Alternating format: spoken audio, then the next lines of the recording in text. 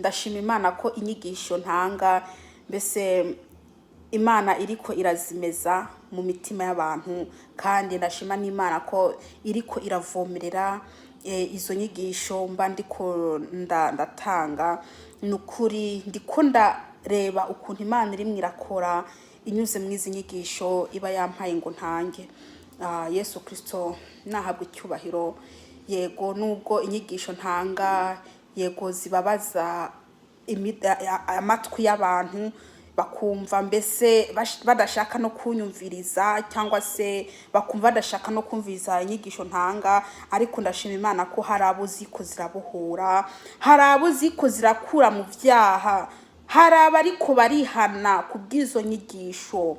Mbese nizo nyigisho Imana yampaye ngo ntamike abantu, kubera ko ari inyigisho zibohora ubugingo. Haleluya. Yego ikigisho cy'umunsi citwa Yesu Kristo ntabwo yaje gucungura ubutunzi. Ndibaza aho ngaho muri ko murahumva. Yesu Kristo ntabwo yaje gucungura ubutunzi. Yego reka rero dusenge hanyuma mbandanye n'ico cigisho. Uwiteka Mana, ndagushima ko ikigisho ugiye kutugezaho. Ndakwinginze Uwiteka umwuka wera kugira ngo mbese akiyobore. Data wa twese, ndakweretse abantu bawe nibumva kino kigisho Mwami kibagire neza, mbese kibahindure, mbese kibahe kugira iki kwihana, mbese bave mu byaha. Urakoze Yesu Kristo. Mwami Yesu, ndirukanye imyuka mibi, ndirukanye Satani n'abadayimoni mu izina ryawe Yesu Kristo Nazareti. Urakoze Data wa twese, sabye nizeye kuvyumvishe mu izina ryawe Yesu Kristo, amena. Mu bisanzwe nkuko nari nabivuze, Yesu Kristo ntabwo yaje gucungura ubutunzi. Yesu Kristo yaje gucungura umwana w'umuntu. Haleluya. Yesu Kristo yaje gucungura umwana w'umuntu. Muribuka Adamu na Eva igihe baremwa bari bafite ubugingo, ariko bamaze gucumura ubugingo bwarabavuyeho, ubwiza bw'Imana bubavaho. Rero ivanye nuko ubwiza bw'Imana bwaciye bubavaho, Imana yarungitse Yesu Kristo kugira ngo mbese abizera Kristo baze baronka ubugingo. Yesu Kristo yaje gupfira abana b'abantu, yaje gupfira abanyabyaha. Ariko urareba ubu ngubu ukuntu bisigaye biri. Inyigisho zibereyeho ubu ni iz'ibyo kurya, amazu meza, amamodoka, umugore umugabo, ibiki mbese mu mashengero gusa nizo nyigisho zuzuye. Nta cigisho gikiza ubugingo abantu bakironka.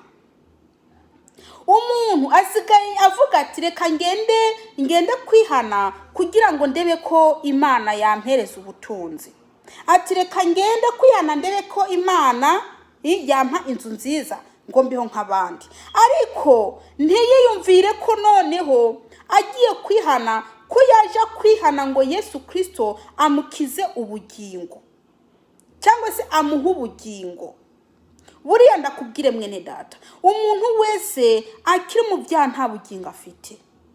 Umuntu wese atarakira Yesu Kristo Mwami n'Umukiza nta bugingo afite. Buriya abantu baragenda mu rushengero ugasanga inyigisho nyinshi bariko barigisha ati Imana irakumvisha kwira kwawe, ubwo bariko barabwira umuntu w'umusambanyi ati Imana yumvishije ukuntu uri kurataka. Ati ubwo bari kwabwira nde? Uwikinisha. Ese nk'iyo nyigisho kweri, nk'iyo nyigisho izamarira iki umuntu? Ese hoho kuronka ubutunzi, kuronka amazu meza, kuronka amafaranga, ukabura ubugingo, hoho bimaze iki?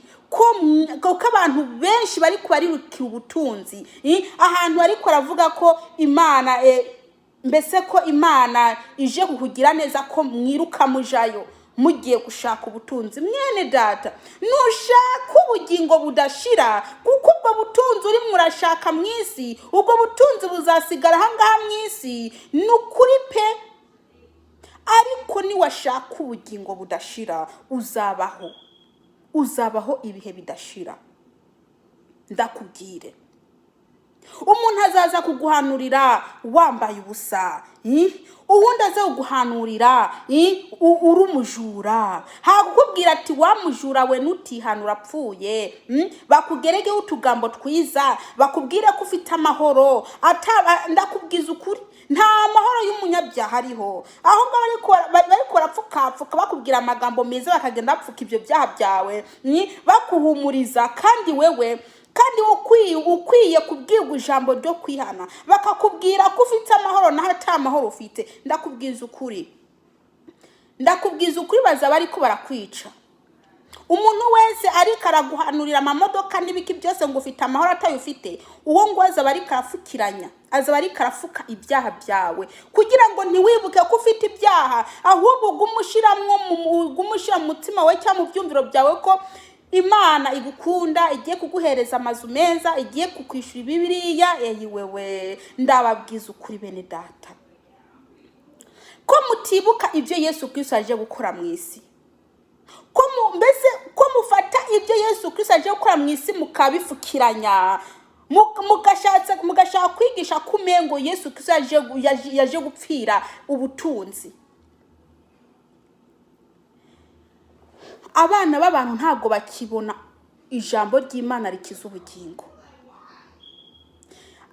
Abantu basigaye babona ijambo ry'Imana ribabwira ati niwe yambaye uko wishakiye, Imana ireba mu mutima gusa, nubwo waba umeze uko nukwigira neza, nuhumura Imana gukunda. Ndakubwiza ukuri mwene data, ayo magambo bariko baragutamika n'amagambo yo kukugumiza ahangaha mwisi. Murazi neza ko ijambo ry'Imana tubwira ati mbese ntimuzi yuko imibiri yanyu ari isengero z'Umwuka Wera? Mbebyo byobye ntago mubizi, ntago muzi ko igitsina gore cyangwa se igitsina kobwa ko gikwiye kwambara kikikwiza, ariko ugasanga umukozi w'Imana yambariye akajipo kakamini n'agapasuwa, ngo uburi kurereka bari uyoboye ati nimwiyambaye urukunguku nta kibazo, ati mbese nimurushirizeho kugira bino. Reka ndabwire bene data, murica ubugingo bwanyu, murica ubugingo bwanyu. Ndababwire, umuntu wese arimwe aragenda atabugingo afite azarimbuka. Kandi ndakubwire, kuronka ubugingo budashira ububona muri Yesu Kristo. Muri Yesu Kristo niho ubonera ubugingo budashira. Wewe rero urazinduka karugenda mu rushengero ugiye gushaka ubutunzi, hakwiyumvira ati reka ngende mu rushengero ngiye gushaka Kristo, mbese agira iki ampa ubugingo, kubera ko mw'isi utazayigumamwo. Mw'isi ntabwo uzayigumamwo mwene data, nubwo uri kuraharanira ibyo bintu, mw'isi ntuzayigumamwo. Ibyo bintu iyo murashaka uzapfa bisigare, kandi n'uwo mubiri uri kurashira kama amarangi ntawo reka ndakubwiye, nubwo uzaje kuzimu uwo mubiri uzasigara, niwaje mu ijuru usigare, ntabwo uzawujana rwose. Ndakubwiza ukuri, nukumbura ushaka ubugingo, nukumbure wihane, umenye icyo Yesu Kristo aje gukora ngaha mu isi. Nuko Yesu Kristo yaje kugira ngo wewe wihane uronke ubugingo. Ari amaraso yamenye, ari amaraso akoze, ari amaraso akoze ibyo byaha byawe. Nukuri mu rushengero huzuye abanyabyaha, nta bantu bacihana. Kubera iki? Amagambo baguma babatamika, barabatamika amagambo meza, babemerera amahoro atayahari. Ndababwiza ukuri, ni mwihane mukize ubugingo bwanyu. Naho ubundi mwene data ugenda warapfuye, nta bugingo buri muri wewe, ugenda warapfuye. Umuntu wese ataramenya Kristo, umuntu wese atarakira Yesu Kristo mwami n'umukiza wiwe, umuntu w'imbere aba yaragiye, mbese aba yarajanywe kubohwa, ababoshwe bakakubona uri kwatambuka gusa, babona umuntu gusa, umuntu ari wayitambukira ahumeka, naho mbese ikibiri mvuge ati amvuge ikibiribiri, babona ikibiribiri kigo kirahumeka, kigo kirareba, kigo kiratambuka, naho umuntu mwenyewe amurimwo abohewe hariya. Benshi muri ko muragenda muri imbohe ya Satani, kandi mwitwa ko muri mu rushengero, mwaraboshwe. Ikindi n'ikindi kiko kirafasha Satani kubaboha, noneho kubaboha mbese kubaboha ni biriya bintu babatamika, bakabatamika ibintu byiza, ntibakore kw'ibyo uri kurakora ngo wihane urebe ko ubugingo bwawe Yesu Kristo yawubohora, mbese ngo abukure hariya, hanyuma nawe uje mu bantu bazabona ubugingo budashira.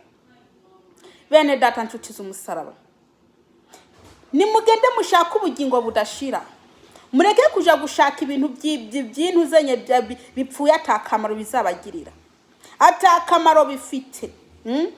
Reka ndakubwire, buriya ntabwo uzi ko iyo wakiriye Yesu Kristo mwami n'umukiza wawe, ukamwemera akaba kurimwo, mbese ukemera kuko Yesu Kristo akuganza, umviriza, ubutunzi n'icyubahiro byose biri muri Kristo. Nimugende musome mu migani mwumve uko havuga.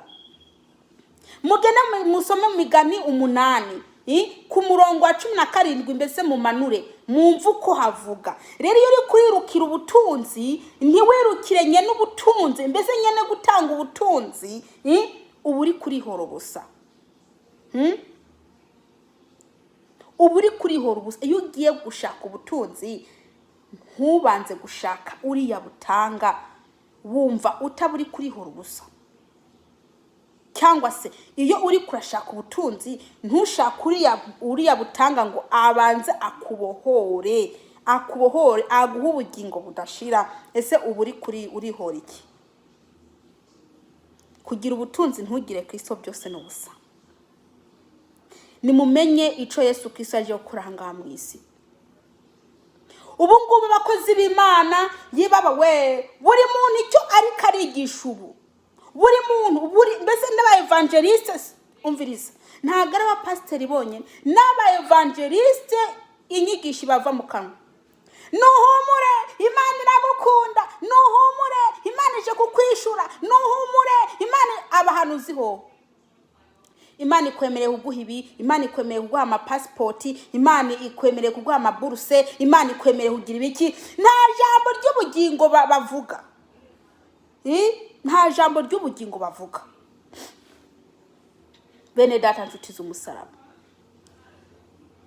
nawe ukazagenda wirukira ayo magambo meza, icyo gikoma n'amata. Igikoma n'amata nibyo genda kwinywera gusa. Ijambo rigukura mu byaha, rikubwira ati wewe wamwicanyiwe niwihane, rikubwira ati wewe wamutinganyiwe niwihane, rikubwira ati wewe wamujurawe niwihane, cyangwa se wiyambika ubusa niwihane. Ntago mbese ntago ushaka kuja kuyumviriza ngo akugire ikimaze. Uri karavuga ibintu by'isi uba wirukiyeyo, kandi ndakubwira ibyo by'isi ntaho bizakujana, ntaho bizanagushikana. Kumbura ushaka ubugingo nibwo bwa mbere, naho ibindi byose muzabironka nk'inyongera.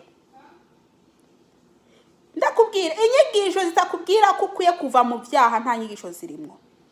Inyigisho zagufasha kuguma mu byaha, ibyo byose ibyo bintu byiza bakubwira nibigufasha kuguma mu byaha, kubera ko iyo babikubwiye biragenda bigafuka bijya byaha byawe ukora.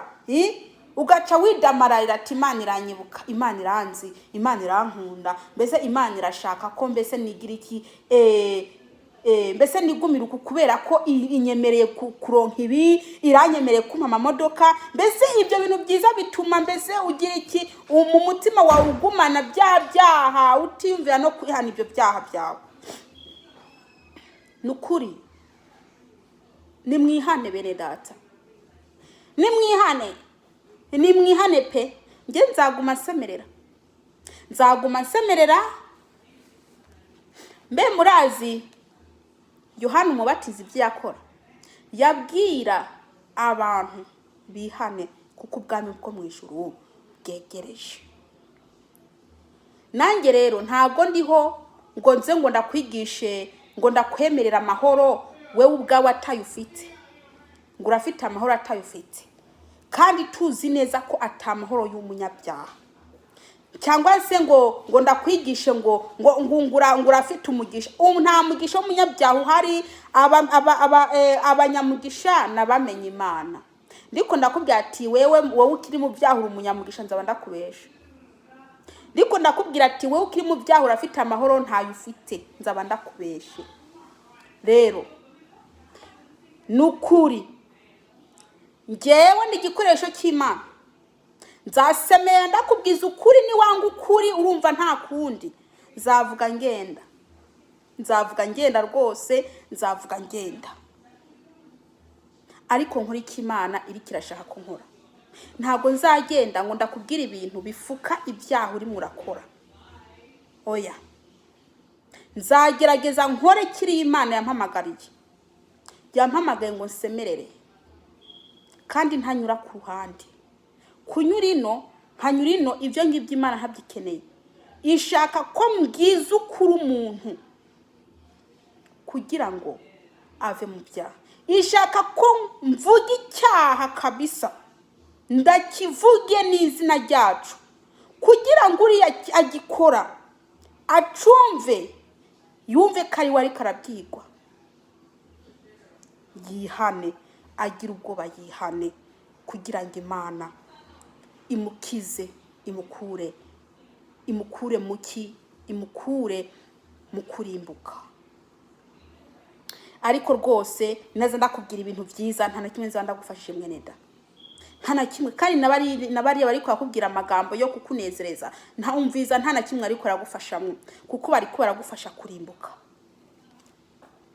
Bari ko baragufasha kurimbuka, kuko ijambo ritarimo kubwira ngo va mu byaha ntago ari ijambo ryo kuzakurokora. Yesu Kristo nabaha umugisha.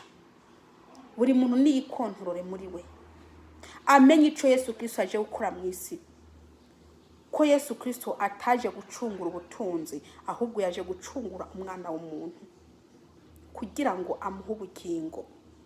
Rero wewe ntukirukire amagambo meza bagutamika ngo uhombe ubugingo. Ubugingo nico kintu gikuru ukwiye kuronka, naho biriya wirukira biza mu nyuma. Yesu Kristo nabaha umugisha. Dusenge. Uwiteka Mana Nyiringabo, ndagushima kuri Gikomangoma, ndagushima